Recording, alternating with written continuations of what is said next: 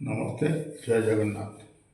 आज आपण कौच three check safety safety जोटा कि किचन लाइन हो रेस्टोरेंट लाइन हो बहुत जरूरी अच्छे।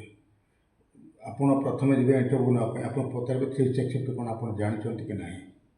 तेणुक ये तीन टा जिन आपको जानवा बहुत जरूरी।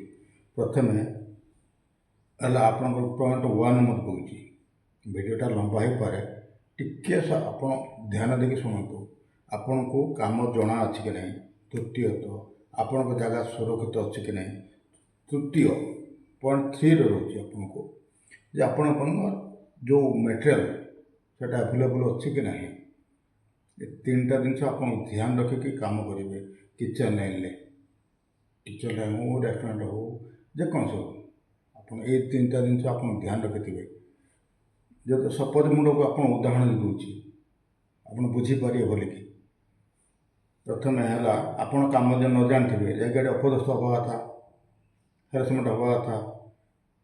द्वितीय आपड़ जाऊँगी पानी थी ऑयल पड़े करेन्ट लगी गैस चूल्हा गैस खोला थी लाइटर लगेदे बस पानी थी स्लीप करके जीव। तृतीयत हूँ जो मेटेरियल एभेलेबल आप बने कमी।